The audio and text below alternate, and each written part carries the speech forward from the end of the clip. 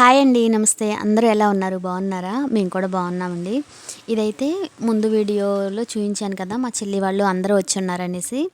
ఇంకా అక్కడి నుంచి మేమందరం అయితే బీచ్‌కి వచ్చేసాం అనమాట. మాకు అక్కడి నుంచి అయితే కొత్తపట్నం బీచ్ చాలా దగ్గరండి. ఇదివరకు మీద ఇప్పుడు చాలా బెటర్ అండి. చాలా బాగా చేశారనమాట. బీచ్‌ని మొత్తం కూడా డెవలప్ చేస్తున్నారు. ఇదివరకైతే చెత్తా చెదారము, స్మెల్లు అంతా చేపలతోటి అట్లా ఉండేదనమాట. ఇప్పుడైతే చాలా బాగుంది. నీట్‌గా, క్లీన్‌గా మెయింటైన్ చేస్తున్నారు. అందరం కూడా బీచ్‌కి వెళ్ళామన్నమాట. మా వారు రాలేదు.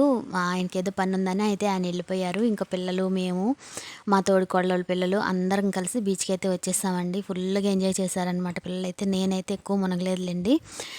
ఎందుకో మునగాలనిపించలేదు. ఇంకా నేనైతే మునగలేదు. పిల్లలు మాత్రం మధ్యాహ్నం భోజనం చేసి వెళ్ళాము. ఇంకా సాయంత్రం ఇంటికి వచ్చేసరికి అయితే 8 అయిపోయిందండి. అంతసేపు ఫుల్గా ఎంజాయ్ చేశారు. ఇంకా అక్కడి నుంచి వచ్చేసి మరుసటి రోజు అయితే ఇంక మా ఇంటికైతే వచ్చేసామండి. అందరం కలిసి నేను, మా చెల్లోళ్ళు, నేను మా అమ్మాయిని తీసుకొని వచ్చేసాను. మా చెల్లోళ్ళు, మా తోడికోడలోళ్ళు అంటే మా బావగారు అందరూ వచ్చేసారనమాట. అందరూ కూడా మా ఇంటికైతే వచ్చారు. ఇంక ఇట్లాగా మా చెల్లోళ్ళు వచ్చినప్పుడు అందరం కలుస్తూ ఉంటాం అనమాట. ఎప్పుడో వాళ్ళు ఒకసారి 6 నెలలకు ఒకసారి అట్లా వస్తుంటారు సెలవులకి. ఇంక ఇట్లా వాళ్ళు వచ్చినప్పుడు మాత్రం తప్పకుండా అందరం కలుస్తూ ఉంటాము. వాళ్ళతో పాటు ఇంక మా అమ్మ కూడా వచ్చిందండి. ఇంక ఇట్లా అయితే వచ్చాము. ఇంకా సండే ముందు ఆ రోజు సండే అనమాట. ఇంకా ఫుల్ అంతా నాన్ వెజ్ అంతా వండేసాము. ఉదయం టిఫిన్లోకి అయితే చికెన్ తీసుకొచ్చారు. మధ్యాహ్నానికి అయితే మటను, ఇంకా అట్లా అయితే ఫుల్ నాన్ వెజ్తో అయితే భోజనాలన్నీ అయిపోయినాయండి. భోజనాలన్నీ చేసాము. ఇంకా అదంతా అయితే నేనైతే ఏం షూట్ చేయలేదు. ఇంక తర్వాత అయితే మా వాళ్ళైతే పాల తాలికలు చేయమన్నారండి. మా వాళ్ళకైతే నేను చేసే వంటలన్నీ కూడా ఇష్టంగా తింటారు. ఇంకా స్పెషల్గా పాల తాలికలు అయితే చేయమన్నారు. చాలా బాగుంటాయి. వాళ్ళకైతే చాలా ఇష్టం అనమాట నేను చేసేవి. ఇంకా పిల్లలందరూ కూడా పాల తాలికలు చేయమన్నారు అనేసి ఇంకా ఇంట్లో బియ్యం పిండి కూడా ఉంది. ఇంకా అన్నీ రెడీగా ఉన్నాయి కదా అనేసి ఇంక పాల తాలికలు అయితే చేస్తున్నానండి. ఇదైతే చాలా అంటే రాని వాళ్ళకైతే కొంచెం కష్టంగా ఉండిద్ది. తెలిస్తే మాత్రం ఈజీగా చేసేయచ్చు. తొందరగా ఈజీగా చేసేసుకోవచ్చు.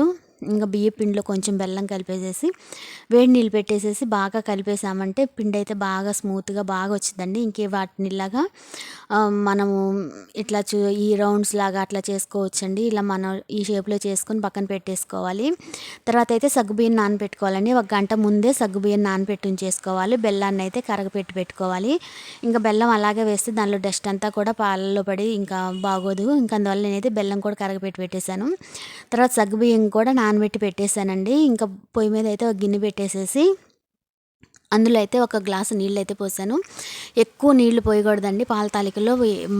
ఎక్కువ పాలే పోయాలి. చిక్కటి పాలు పోసి చేసుకుంటే చాలా టేస్ట్ వచ్చింది అనమాట.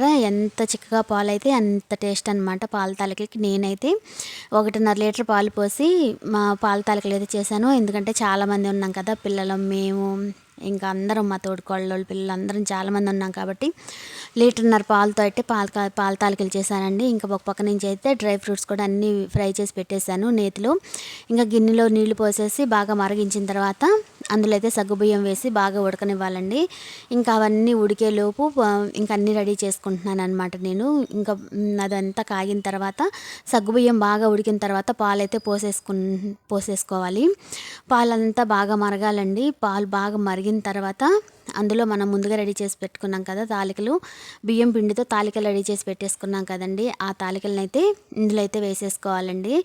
ఇది మా ప్రాసెస్ చూస్తే కొంచెం కష్టంగా ఉండిద్ది కానీ చేస్తూ ఉంటే అలవాటు అయిపోయింది అనమాట. నేను పండగలప్పుడు అలా చేస్తూ ఉంటాను.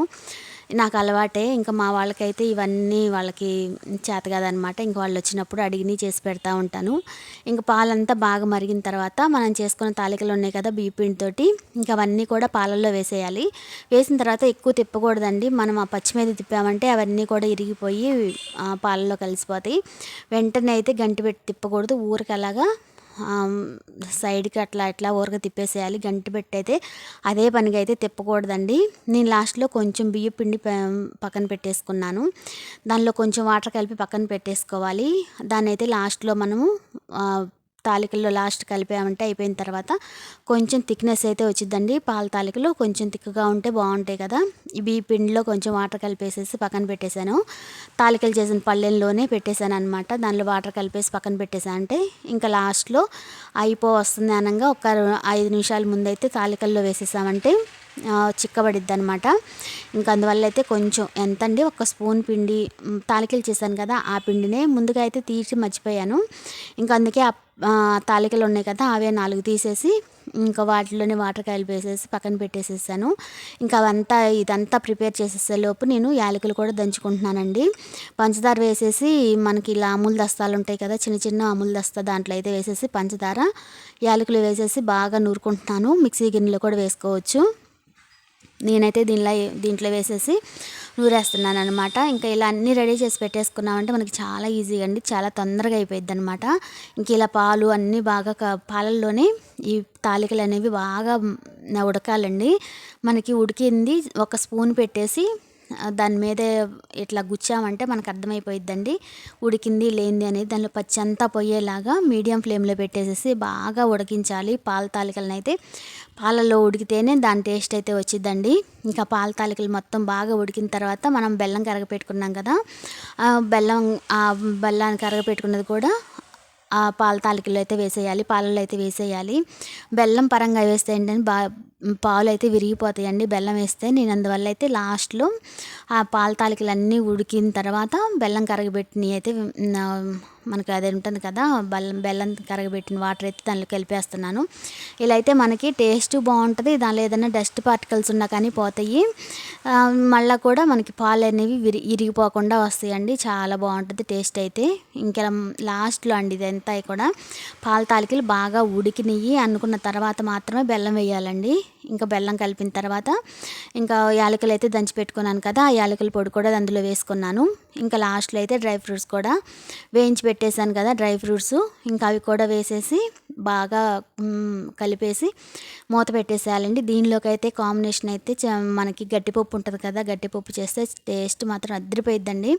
గట్టిపప్పు వేసుకొని నెయ్యి వేసుకొని తింటే మాత్రం ఇంకా నెక్స్ట్ లెవెల్ అనమాట. అసలు ఎంత బాగుంటుందో ఈ స్వీట్ అయితే మాత్రం. ఇంకా అదంతా పాల తాలికలంతా కూడా రెడీ చేసేసి పప్పు కూడా చేసి పక్కన పెట్టేశానండి. ఇంక మా వాళ్ళు అయితే ఇంకా శుభ్రంగా తిని పెట్టేశారనమాట. నేను ఇంకా వీడియో తీసుకునేదాకా కూడా ఆగలేదు, అంత బాగా కుదిరిందండి, చాలా బాగుంది. ఇంక ఇదంతా ఇంక మా వాళ్ళు మేము అందరం ఒక దగ్గర ఉన్నామంటే మామూలుగా ఉండదండి, రచ్చేను. ఇంకా నేను అవన్నీ వీడియోస్ అయితే ఇంకా ఈ గోల్లో పిల్లల్లో వంట చేసి పెట్టడం నాకు ఇదే సరిపోయిందనమాట. నేనైతే ఇంకా వీడియోస్ కూడా ఏం తీసుకోలేదు.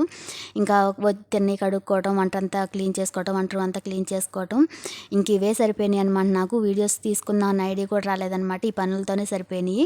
ఇంకా అంతా అయిపోయిన తర్వాత ఆ రోజు తర్వాత మరుసటి రోజు ఉదయాన్నే అయితే ఇంకా వాళ్ళందరూ వెళ్ళిపోయారండి ఎవరి వాళ్ళకి. ఇంకా వాళ్ళ పనులు వాళ్ళకు ఉంటాయి కదా. ఇంకా మా చెల్లి వాళ్ళు ఉండమంటే వాళ్ళు కూడా పని ఉందనేసి వెళ్ళారనమాట. తర్వాత మళ్ళీ వస్తామనేసి. ఇంక ఇదైతే గురు పౌర్ణమి రోజు అండి. గురు పౌర్ణమి రోజు మనకి ఈసారి గురు పౌర్ణమి గురువారంతో కలిసి వచ్చింది కదా. ఇంకా ఆ రోజు ఉదయాన్నే నిద్ర లేచేసి ఇల్లు అంతా శుభ్రం చేసుకున్నాను. బయట తులసమ్మ దగ్గర ముందు రోజు నైటే నేను మొత్తం క్లీన్ చేసి పెట్టేసుకున్నానండి. ముందు రోజు నైట్ అంటే బుధవారం రోజు మొత్తం క్లీన్ చేసి పెట్టేసుకున్నాను. గడపలన్నీ కూడా పసుపు కుంకాలన్నీ అలంకరించేసుకున్నాను. తులసమ్మ దగ్గర కూడా నీట్గా పసుపు కుంకుమ వేసుకొని ముగ్గు అయితే వేసేసుకున్నానండి. ఇంటి ముందు కూడా ముగ్గు వేసుకున్నాను. ఉన్న చిన్న ప్లేస్లోనే ముగ్గంతా వేసేసుకొని నీట్గా క్లీన్ చేసుకున్నానండి. ఇంకా శుక్రవారం శనివారం కూడా ఎలా పూజ చేసుకుంటాం కదా, ఇంక ఇంటి ముందు కూడా పచ్చగా నీట్గా ఉండిద్ది. ఇంక ముందైతే నిత్య దీపం అయితే పెట్టేసుకున్నాను దేవుడి మందిరంలో. ఇంకా తర్వాత అయితే బాబా గుడికి వెళ్ళాలి. ఇంకా ఆ రోజు అయితే చాలా హడావిడండి. ఇంక అప్పటికే నాకు చాలా లేట్ అయిపోయింది. నేనైతే వారం ముందు నుంచే నేను బాబా టెంపుల్లో సేవకైతే వెళ్తున్నానండి. మందిరం అంతా క్లీన్ చేసుకోవడం, బాబా సేవకైతే వెళ్తూ ఉన్నాము. ఇంకా ఆ రోజు కూడా ఉదయాన్నే అభిషేకాలు అన్నీ ఉన్నాయి అన్నారు, ఉదయాన్నే రమ్మన్నారండి. కానీ నాకు కుదరదు, నేను కొంచెం లేట్గా వస్తానని చెప్పాను. ఇంకా ఇంట్లో పూజ అంతా చేసుకొని ఇంకా మా అమ్మాయిని పంపించేసి మా వారికి క్యారేజ్ కట్టి పంపించేసి నేను ఇంట్లో పూజ చేసుకున్నాను. ఇంకా బాబాకైతే శనగల మాల అయితే వేసేసానండి. శనగలు అయితే నైవేద్యం పెట్టేశాను. ఇంకెక్కువ అయితే ఏం ప్రిపేర్ చేసుకోలేదు, టైం లేదు. చెప్పాను కదా బాబా గుళ్ళొట్టే సేవకి వెళ్ళాలనేసి. ఇంకా అందువల్ల అయితే సింపుల్గా ఇలా పూజ చేసేసుకొని బాబాకి అష్టోత్తరంతో విభూతి అష్టోత్తరం చేసుకున్నాను, శనగలతో అష్టోత్తరం చేసుకొని సింపుల్గా ఇలా పూజ అయితే చేసుకున్నానండి. ఇంకా రోజు ఉదయం వెళ్ళిందాన్ని సాయంత్రం 4 అయిపోయిందనమాట. ఇంటికి వచ్చేసరికి సేవలో పాల్గొని ఇంకా కావాల్సినంత సేవ చేసుకొని బాబా ఇచ్చిన ఈ అవకాశాన్ని సద్వినియోగం చేసుకున్నాను. ఈ జన్మకి ఇంకేం కావాలనేంత సంతృప్తిగా అయితే బాబా సేవ అయితే చేసుకుంటానండి బాబా టెంపుల్లో. ఇంక ఈరోజు అయితే అనుకోకుండా బాబా టెంపుల్లో అయితే ఇలా చిన్నగా సేవ చేసామనేది అలాగా సన్మానం లాగా చేశారండి. అస్సలు ఊహించలేదు, మేమైతే అస్సలు వద్దన్నామండి. ఇంక నేను నా పక్కన వైట్ శారీ కట్టుకున్నారు కదా ఆ ఆంటీ నేను ప్రతి దాంట్లో కూడా వారం ముందు నుంచి అందరూ కొంచెం కొంచెం చేస్తారు, కానీ మేమిద్దరం ఇంకా ఫుల్గా ఇంట్లో పని చేసుకోవటం, రావటం, ఇంకా టెంపుల్లో ఉండటం ఇలా సేవ చేసామన్నమాట. ఇదంతా మేము కూడా ఏదో వాళ్ళు ఏదో చేస్తారని మాత్రం ఏదో ఊహించి మాత్రం మేము చేయలేదండి. బాబా కోసం బాబా సేవ చేస్తే ఇంకంతకంటే ఇంకేం కావాలన్న మా ఇదితో అయితే చేశాం, కానీ అదే చెప్పామండి, సాయిరామ్ ఇదంతా వద్దంటే కాదమ్మా మీరు బాబా బిడ్డలు, మీకు ఇది చెయ్యాలి తప్పదనేసి ఆ కొంచెం అట్లాగా సన్మానించేసి బాబా ఆశీర్వదించినట్టు ఆశీర్వదించేసి నాకైతే చాలా హ్యాపీ అనిపించింది. ఇంకా ఇంక ఈ జన్మకి ఇంకేం కావాలి అన్నంత హ్యాపీ వచ్చేసింది అనమాట. ఇంక ఇదైతే సాయంత్రం అండి, గురు పౌర్ణమి రోజు సాయంత్రం. ఉదయం అయితే బాబా పూజ చేసుకున్నాను, సాయంత్రం అయితే ఇంక ఇంటికి వచ్చేసిన తర్వాత మళ్ళీ ఇల్లు అన్నీ క్లీన్ చేసుకొని సాయంత్రం అయితే అమ్మవారికి అయితే పూజ చేసుకున్నాను. సాయంత్రం నైట్ పౌర్ణమికి కానివ్వండి, అమావాస్యలకు కానివ్వండి లక్ష్మీదేవి పూజ చేసుకుంటే చాలా మంచిది. ఇంకా అమ్మవారికి అయితే ఇలా పూజ చేసుకున్నాను. పౌర్ణమి రోజు క్షీరదీపం వెలిగించుకున్నా చాలా మంచిదండి. ఆ రోజు సాయంత్రం పౌర్ణమికి క్షీరదీపం వెలిగించుకుంటే ఇంట్లో చాలా మంచిదన్నమాట, చాలా శుభప్రదము. నేను ఇలా క్షీరదీపం వెలిగించేసుకొని అమ్మవారికి అయితే పాలైతే నైవేద్యం పెట్టాను. ఇంకా ఆ రోజు ఇది అయితే ఆషాఢ పౌర్ణమి కాబట్టి నేనైతే అమ్మవారికి నక్షత్ర హారతి అయితే ఇచ్చానండి. 27 ఒత్తులు వేసి ఒక ప్లేట్లో నువ్వుల నూనెలో నానబెట్టుకున్న 27 ఒత్తులు వేసి 2 ఒత్తులు కలిపి ఒక ఒత్తిగా చేసుకొని 27 ఒత్తులు వేసేసి అమ్మవారికి అయితే హారతి ఇచ్చాను. చాలా మంచిది. ఇలా ఏవో నాకు తోచినవి ఇట్లా చేసుకుంటూ ఉంటానండి. భక్తి విషయంలో ఎవరిదో చెప్పింది ఏదో చేయాలి అన్నట్టు కాకుండా నా మనసుకి ఏది తోస్తే అది నాకు ఎలా చేసుకోవాలనిపిస్తే అలా చేసుకుంటానన్నమాట.